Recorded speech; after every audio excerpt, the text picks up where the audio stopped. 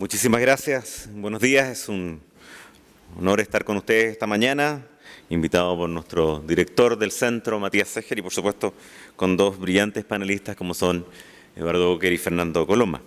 El señor subsecretario de Hacienda, Julio Ditbo, recordaba el principal cambio en nuestra ley de sociedades anónimas que ha tenido en materia de gobierno corporativo y ley de OPAs, que fue la ley 19.705 del 20 de diciembre del año 2000. En realidad, si uno piensa con la dictación inicial de la Ley de Sociedades Anónimas, por allá por el 22 de octubre de 1981, esos 19 años, que son un salto importante en su historia, nos llevan a los más amplios y contundentes cambios que hubo. Cerca de 90 disposiciones específicamente alteradas, tanto en la Ley de Sociedades Anónimas o modificadas como en la Ley de Mercado de Valores, y que introdujeron en la práctica el concepto de gobierno corporativo. De hecho, fue una larga discusión en el Congreso si debíamos seguir usando el clásico y jurídico concepto de administración de sociedades o si debíamos ya incorporar un concepto como era el de gobierno corporativo en el título de la ley y en el texto de la misma, porque demostraba una visión mucho más amplia que la mera administración por parte del cuerpo colegiado, sino que una serie de compromisos y obligaciones tanto de naturaleza jurídica como de naturaleza económica. Desde esa ley, que les reitero, les recuerdo, era del año 2000, esta norma de carácter general 341 de 29 de noviembre del año 2012 profundiza aún más y de manera muy amplia las obligaciones o los deberes de información y de cumplimiento de sus tareas dentro de ese concepto de gobierno corporativo. Y probablemente va a ser una de las modificaciones también o uno de los impulsos más grandes desde el año 2000 en materia de gobierno corporativo. Las normas del reglamento que aludía el subsecretario lo que buscaron fue armonizar después de más de 30 años todo lo que eran las distintas modificaciones que se habían hecho al cuerpo central de la Ley de Sociedades Anónimas. A mí me va a tocar o me corresponde, según lo que conversamos, exponer un poco en carácter más general lo que fue el estudio y el análisis por parte del Centro de Gobierno Corporativo y lo que pretendemos hacer como centro de aquí en adelante en materia de esta continua obligación de información establecida en esta norma de carácter general 341. Algunas de las materias serán tratadas con mucho más detalle por Eduardo, por ejemplo, las distintas respuestas o la participación sectorial o algunos conceptos más de naturaleza económica, y yo me trataré de limitar a ver los elementos generales, cuáles eran las preguntas y cuál fue el resultado final en la información entregada por cerca de 91 compañías. Algunas definiciones. Esto fue un trabajo inicial hecho con Deloitte. Hemos tomado 91 sociedades al 12 de julio, son todas sociedades del IPSA y del ICPA, y tomamos esta definición, que desde ya nos permite invitarlos para las próximas jornadas de gobierno corporativo. Esta va a ser una sesión de análisis continuo. Vamos a ir repitiendo el estudio en el tiempo para ir realmente mostrando tendencias, mostrando los cambios y mostrando cómo las sociedades van respondiendo a este tipo de normas o cómo va siendo interpretada por parte de los distintos directorios. Un elemento muy central que aparece en este estudio, que lideró Matías Seger y que participaron específicamente María Esther Jorquera, Carla Mesa, Consuelo Chomón y el equipo directivo del centro. Las respuestas en general no son uniformes, su contenido es dispar. Eduardo les mostrará cómo algunos sí son no y algunos no son sí, y que hubo un tema de interpretación sin duda alguna por parte de los directorios. Nosotros extendimos un cuanto a las variables para poder mostrarles cómo fue esa respuesta. Colocamos una categoría de no porque no es necesario o no se justifica a criterio del directorio. ¿Se quiere implementar esa política? Había mucho interés de implementar políticas a partir de la instrucción dada o el llamado hecho por la autoridad, o no, por otras razones, o sencillamente sí. Con detalle también pudimos ver cada uno de esos elementos. Como algunas conclusiones muy básicas, o más que conclusiones, algunas ideas, porque la verdad es que con solamente una respuesta, dada además por esta obligación de la norma transitoria que nos decía o que obligaba a las compañías a reportar su estado al 31 de marzo de este año, a todas las que eran sociedades anónimas abiertas al 31 de diciembre del año pasado. Bueno, en estas algunas ideas iniciales más que conclusiones, hay respuestas e informes con mucho contenido y otras que se limitaron a señalar si la práctica existía o no, sin describir mayormente su contenido o qué entendían por cumplida o sencillamente no cumplía la norma. Se comentaron algunas prácticas adicionales, lo que es relevante para información dentro del mercado y también para ir extendiendo buenas prácticas por algunas compañías, pero en general como un complemento a cada una de las respuestas más que en un apartado especial y habitualmente las que más contestaron este tipo de nuevas prácticas son aquellas que hicieron informes más completos y más detallados.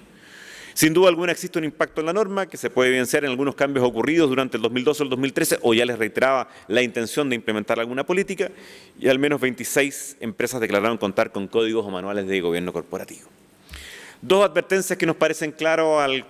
Consejo Directivo del Centro. La primera es: no hay todavía por parte nuestra, y no corresponde probablemente un comentario oficial o definitivo sobre la pertinencia del todo o parte de la norma. Ya lo aludía también nuestro director Matías Seger, de que acá sin duda alguna va a ser materia de discusión a la luz de sus resultados en el tiempo, lo aplicable, lo correcto y sin duda alguna lo útil, o sencillamente si se transforma en un formulario a rellenar. Y por supuesto, el carácter tanto de los economistas del centro como de los abogados surgía de inmediato para decir: uno, es demasiado pronto, es prácticamente imposible establecer válidas conclusiones estadísticas, como podría explicarlo muchísimo mejor que yo Eduardo Boquet, y los abogados probablemente decimos: esto todavía también muy pronto para llegar a conclusiones interpretativas de la norma, de qué finalmente produce como efecto. Vamos a analizar rápidamente, recordar la pregunta y qué nos dio resultado, después los matices y esa discusión de sí o no que les comentaba la hará Eduardo, así como de sectores. La primera pregunta, y me perdonará el superintendente si la resumí, porque sin duda alguna la pregunta es más amplia, es el mecanismo de inducción. Es decir, si existía un procedimiento para informar a los nuevos directores de la sociedad, sus negocios, riesgos, políticas, procedimientos y principales criterios contables. El resultado fue que el 91% de las empresas, de estas 91, consideró que sí tenía ese procedimiento, un 4% no, porque no es necesario, no era una buena práctica, un 2% no, pero está en vías de adopción y se quiere implementar en el futuro, y un 3% no, por alguna otra razón. Ya les decía, la disparidad de algunos criterios o qué entendían va a hacer que esto tenga que detallarse mucho más o pensarse mucho más en el tiempo, porque la extensión de ese proceso, quién lo hace, lo podrá comentar también Eduardo, es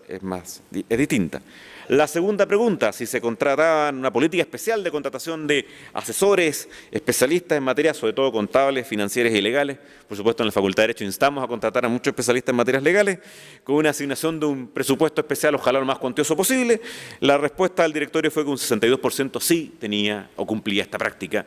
un 25% no, por alguna otra razón, y un 13% no, porque no es necesario, no es una buena práctica para el directorio. No aparece la respuesta de quererla implementar en el futuro. La siguiente fue el cumplimiento de estándares en materia de empresa de auditoría externa, es decir, si existía o no una continua reunión, al menos semestral, para donde se discutía el programa anual de auditoría, eventuales deficiencias graves que se hubieran detectado, algo muy importante en ese sentido de urgencia que también aludía el subsecretario y que demuestra también la relación de los casos prácticos con la aplicación de normativa, los posibles conflictos de interés que podían tener los equipos de la auditoría, de autores, etcétera. Ante esta pregunta, el 75% respondió de las compañías que sí, que tenía este tipo de políticas, un 18% que no, por alguna razón, y un 7% no, pero se quería implementar en el futuro.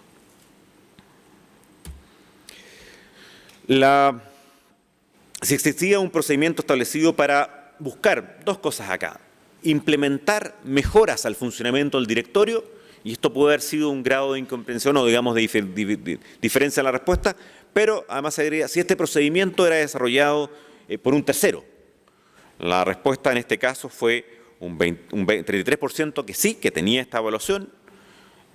con disparidad de lo que entendían en la pregunta, un 33% no por otras razones, un 30% no porque no es necesario o no es una buena práctica, y un 4% no porque se quiere implementar en el futuro.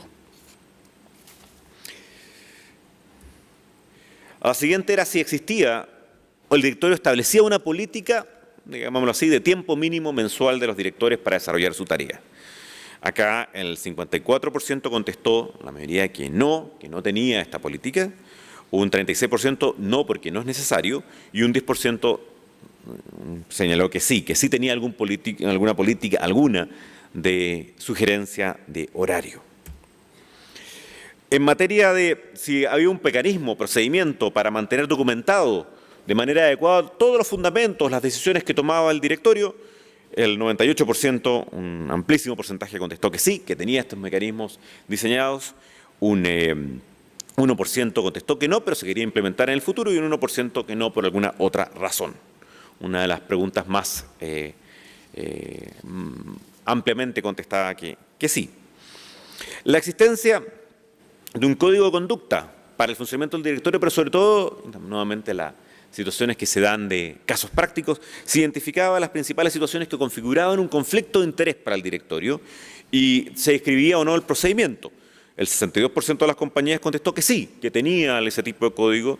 el 20% que no, por alguna razón, el 9% no, porque no lo consideraba necesario, más allá de la ley o el reglamento, y un 9% no, pero se quería implementar como un código en el futuro. Luego venía la amplia relación entre la sociedad, los accionistas y el público en general, y una de las preguntas era si había un proceso de postulación, dentro de la postulación y elección del directorio, había una política y procedimiento del gerente general para dar a conocer los candidatos, sus eventuales situaciones. Acá puede haber algún grado de choque normativo o de necesidad de mejor interpretación con lo que es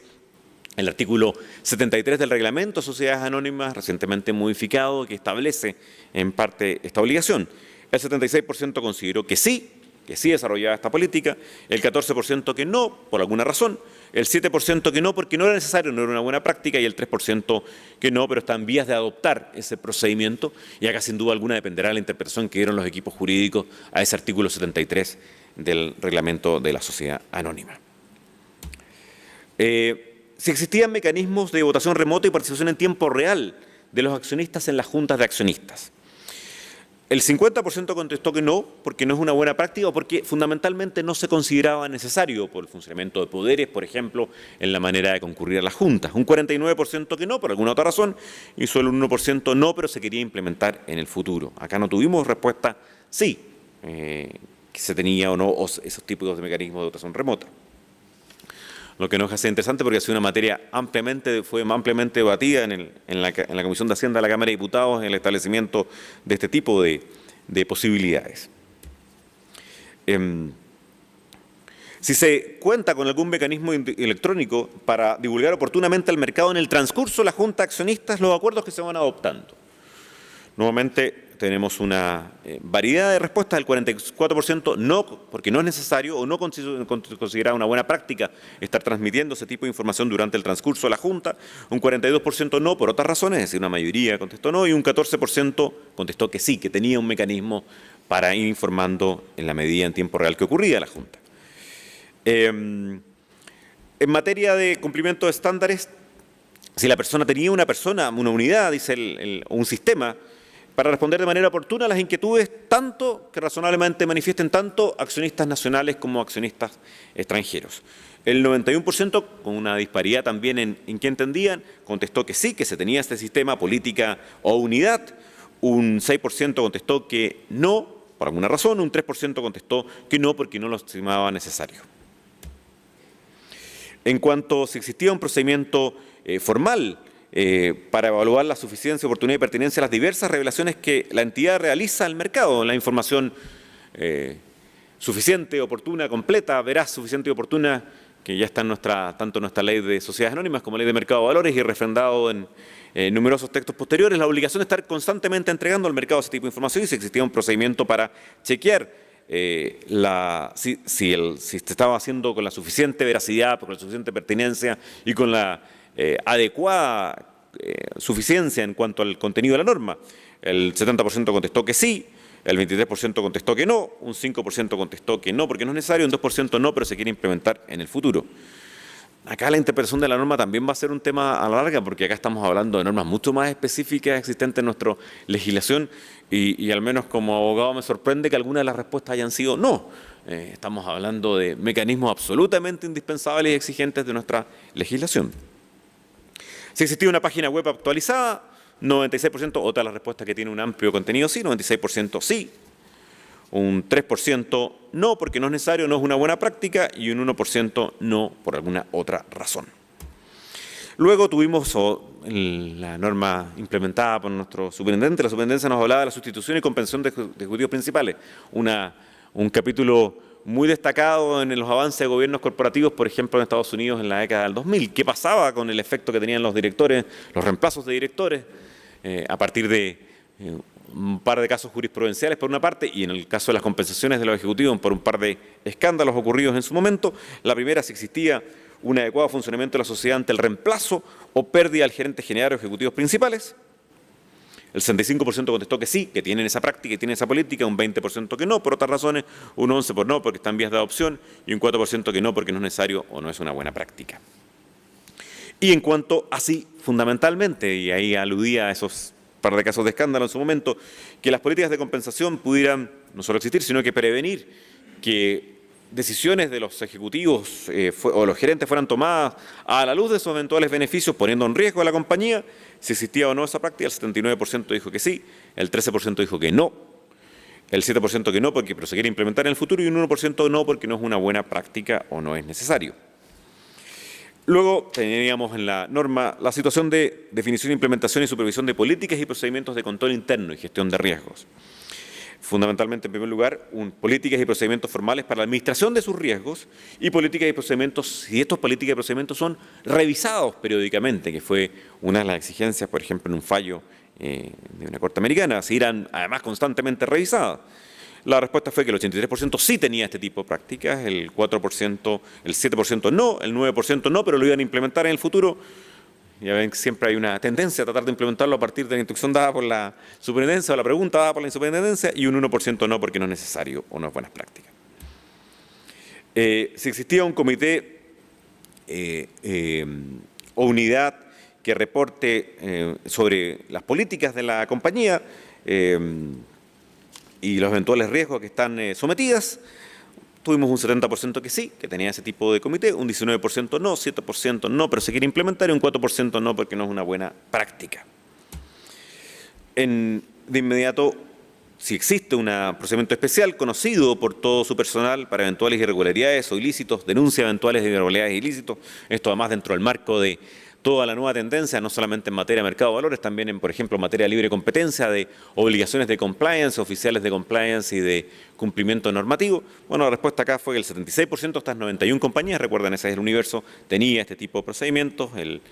12% no, pero lo iba a implementar en el futuro, es decir, un 88%, el 10% no por alguna otra razón, el 2% no porque no lo consideraba necesario o no era una buena práctica. Finalmente, si teníamos un código de conducta ética que define los principios que guían el actuar de todo su personal, y acá, tanto en estas preguntas de personal, muy ampliamente recogido, cualquiera sea la fórmula contractual que los vincule, de manera de ampliar sin duda de manera correcta el espectro de aplicación de esta norma. Bueno, en este caso, el 77% contestó que sí, el 12% que no por alguna razón y el 11% no, pero se va a implementar en el futuro. Este es el cuadro estadístico. Ya les decía al principio, es un cuadro absolutamente inicial. Eduardo les podrá mostrar las respuestas y verán cómo es dispar el entendimiento. Algunos comentarios, y son solamente conceptos básicos de lo que va a haber que fijarse probablemente durante la aplicación de esta norma, ahora que ya va a estar en régimen a partir de la norma transitoria que aludía y que nos permitió, de hecho, incluir en esta jornada este tipo de evaluaciones. Uno, ambigüedad de preguntas y, más allá de la ambigüedad en sí, los efectos jurídicos de las mismas. Acá estamos hablando de declaraciones formales hechas por los directores o por el directorio y, por lo tanto, ¿cuál es la consecuencia de haber interpretado en uno u otro sentido? ¿Cuál es la competencia desde el punto de vista legal? ¿Cómo va a interpretar esa respuesta a la superintendencia a partir de esta dispar criterio hermenéutico tomado por los distintos directorios? Segundo, lo aludía nuestro director ejecutivo Matías Seger al principio, si estamos hablando de cambios de conducta reales y permanentes en el tiempo o solo por una decisión de la autoridad.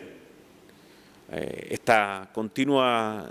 definición ahora de sí implementar las políticas puede ser una señal de una o dos, o una de cualquiera de estas cosas, o realmente estamos ante un cambio cultural, un cambio importante de gobierno corporativo o un enfoque nuevo en cuanto a la respuesta, o estamos sencillamente ante una decisión de autoridad.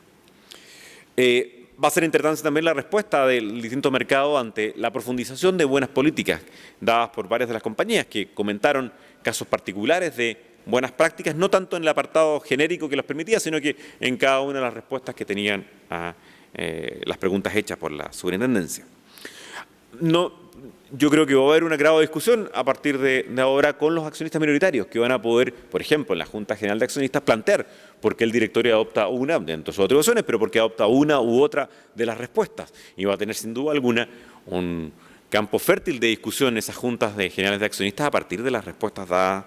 por parte de sus directores y por la decisión de implementar unas u otras políticas, como por ejemplo en algunas juntas ha habido discusión sobre la decisión de no grabar en caso de algunas sociedades anónimas los directorios, y han sido planteadas en las juntas generales de accionistas por qué se tomó ese criterio por parte del directorio. Lo mismo va a ocurrir acá en no pocas de las respuestas que pueden haber dado ante la norma de carácter general 341. Yo creo que también va a haber una cierta discusión sobre las funciones del comité de directores y cómo se van a complementar este comité de directores creado por el artículo 50 bis de la ley 19.705 y cómo va a complementar su rol con las eventuales sugerencias o explicaciones en materia de algunas de estas preguntas. Sin duda, la experiencia internacional nos va a permitir ir recogiendo algunos de estos temas. Varios de estos surgen, ya les comentaba, no solamente de tensiones o crisis internas, sino que también de tensiones o experiencias internacionales. Y esa experiencia internacional, cosa de leer lo que va publicando tanto en los centros de gobierno corporativo que hermanos de este, como el de Stanford y como uno de otros. Hace poco veía un artículo publicado en el Centro de Gobierno Corporativo de Harvard que demostraba el costo o colocaba precisamente el punto siguiente: los costos económicos de toda esta regulación versus el beneficio real en cuanto a materia de gobierno corporativo, en cuanto a efecto específico de ventajas o no para la sociedad y para el mercado en general. Por último, y este es un tema que también fue discutido en su momento en el Congreso, tanto en la Ley 19.605 como en posteriores reformas, el subsidiario aludía al mercado de capitales 1, mercado de capitales 2, una tendencia también necesaria de precisar desde el punto de vista jurídico, que es cuando establecemos la obligación de algunas preguntas y contestarlas en términos de sí o no, o cuando establecemos modelos, por ejemplo, de safe harbor que permiten, una vez contestado algo, liberar la responsabilidad. Bueno, eso también empieza a tener una cierta tensión con el cumplimiento de deberes, y a veces el cumplimiento de deberes se limita finalmente a la respuesta formal o no de las preguntas hechas o de las exigencias legales establecidas. Acá también tendremos un campo de discusión futuro sobre si cómo esto es solo una parte del cumplimiento eventuales de los deberes de un directorio y no solamente el total de los mismos, como la propia ley lo exige y lo demanda. Para terminar, solamente reiterar la advertencia inicial. Sin duda alguna, no sería correcto entrar en ranking, no sería correcto tampoco extrapolar de manera exagerada a cada una de estas conclusiones. Estamos muy pronto, muy temprano, tanto para varias conclusiones estadísticas, como decían los economistas de nuestro centro, como también variadas conclusiones interpretativas. Y por eso les reitero la decisión de análisis continuo, permanente por parte del Centro de Gobierno Corporativo de las respuestas a este instrumento para poder ir definiendo en el tiempo las tendencias y aquellas normas que sin duda alguna van a influir positivamente en el desarrollo de nuestros mercados y el funcionamiento de nuestras sociedades anónimas abiertas. Muchas gracias.